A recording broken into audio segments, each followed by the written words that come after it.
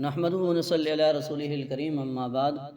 الحمدللہ ہمارے 7 پاروں کا خلاصہ مکمل ہو چکا اور آج ہمارا 8واں پارہ ہے۔ اس پارے کی بالکل ابتدا میں مشرکین کے ان مطالبات کی تردید کی گئی جو وہ مطالبے کر رہے تھے کہ فرشتے آتے ہیں ہمارے پاس، یا یہ ہے کہ مردے ہم سے بات کرتے تو تب ہم ایمان لاتے۔ تو جناب نبی کریم صلی اللہ علیہ وسلم کو بتلایا جا رہا ہے کہ اگر ایسا ہو بھی جائے تو تب بھی انہوں نے ایمان نہیں لانا۔ ان کا کام اور ان کا شیوہ یہی ہے کہ یہ ہر پیغمبر کی مخالفت کرتے آ رہے ہیں اور اس کے ساتھ یہ استہزاء کرتے آ رہے ہیں، تو ان کا ارادہ کوئی ایمان لانے کا نہیں ہے۔ مزید آگے یا معاشر الجن والانس، اس آیت سے یعنی تیسرے رکوع سے یہ بتلایا جا رہا ہے کہ کل قیامت کے دن جس طرح انسانوں سے سوال ہوگا اسی طرح جنات سے بھی ہوگا کہ کیا تمہارے پاس رسول نہیں آئے، کیا تم پر ہماری آیتیں پڑھ پڑھ کر نہیں سنائی گئیں؟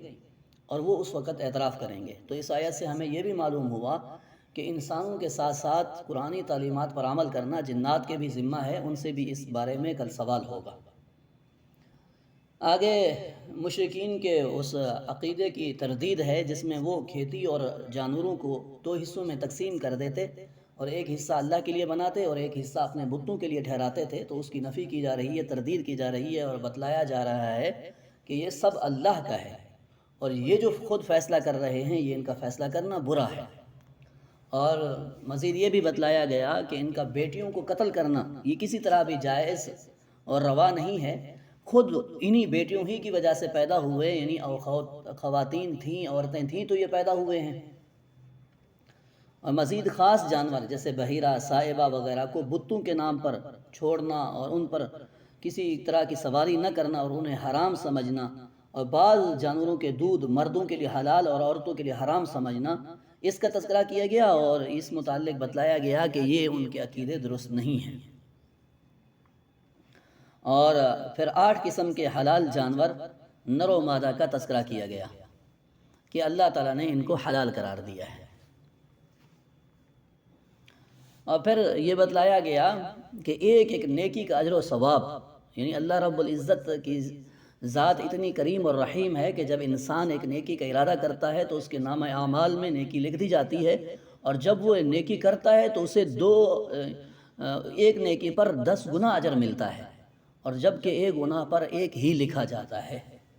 یہ اللہ رب العزت کی اس انسانیت کے ساتھ انتہائی رحیمانہ سلوک ہے کہ ایک نیکی پر 10 نیکیوں کا ثواب اور ایک گناہ پر 1 گناہ ہی لکھا جاتا ہے۔ اور مزید یہ بتلایا کہ مالکیت جو ہے وہ باری تعالیٰ کی ہے کہ اس سورہ انعام کے آخر میں فرمایا کہ فرما دیجئے کہ میری نماز، قربانی، زندگی، موت سب اللہ کے لیے ہے، تمام چیزوں کے اللہ تعالیٰ ہی مالک ہیں، لہٰذا تمہارے تمام اعضاء اس کی مرضی کے مطابق استعمال ہونا چاہیے، نہ کہ اس کی مرضی کے برخلاف۔ آگے سورہ اعراف ہے اور اس کی سورہ اعراف کہتے ہیں دیوار کو اور حد فاصل کو۔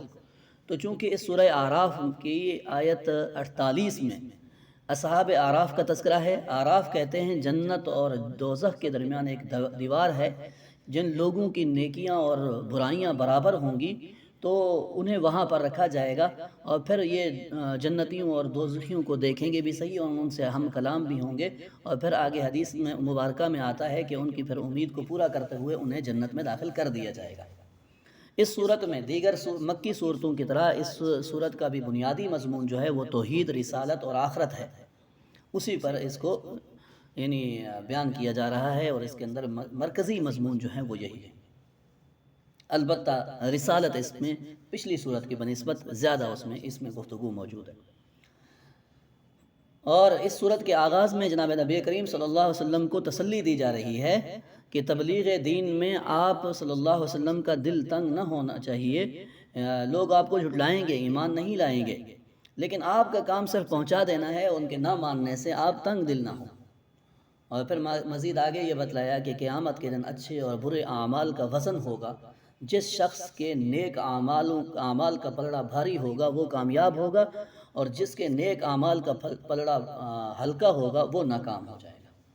اس سے آگے پھر حضرت آدم اور ابلیس کا واقعہ ہے، دوسرے رکوع سے شروع ہو رہا ہے کہ جس میں اس کا مسجود ملائکہ یعنی حضرت آدم علیہ السلام کا مسجود ملائکہ ہونا اور شیطان کا سجدے سے انکار کرنا اور انکار کرنے کی وجہ سے مردود ہونا، اور حضرت آدم علیہ السلام کا جنت میں رہنا اور پھر جنت سے اتارا جانا، اور آخر میں اس دعا کا تذکرہ ہے۔ حضرت تھانوی رحمہ اللہ وہ فرماتے ہیں کہ شیطان میں 3 عین تھے: عالم، عابد، عارف۔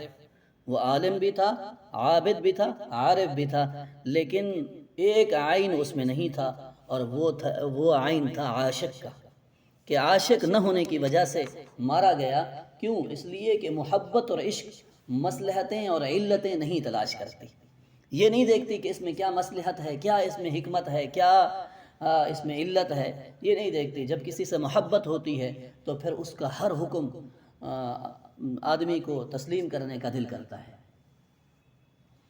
مزید پھر اس میں ظاہری اور باطنی لباس کے متعلق گفتگو کی گئی۔ یا بنی آدم قد انزلنا علیکم لباس، کہ اے بنی آدم، یعنی یہاں پر 4 مرتبہ بنی آدم کا تذکرہ ہوا، اور لباس کی نعمت بیان کی گئی کہ اس سے انسان اپنے جسم کو چھپاتا ہے اور زینت اختیار کرتا ہے، اور مانوی لباس جو ہے وہ تقویٰ ہے۔ اس کو ظاہری لباس بھی اختیار کرنا چاہیے اور باطنی لباس یعنی تقویٰ بھی اختیار کرنا چاہیے، اس کو بھی لازم پکڑنا چاہیے۔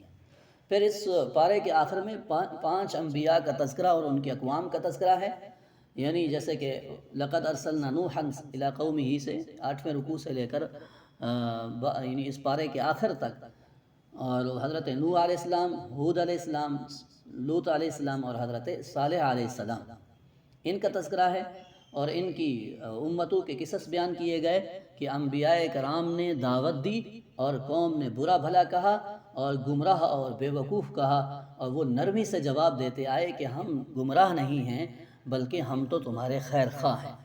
اس کے علاوہ اسی صورت کے یعنی اسی پارے کے آخر میں حضرت شعیب علیہ السلام کا تذکرہ بھی شروع ہو جاتا ہے، اور پھر اگلے پارے میں انہی کا تذکرہ تفصیل کے ساتھ موجود ہے۔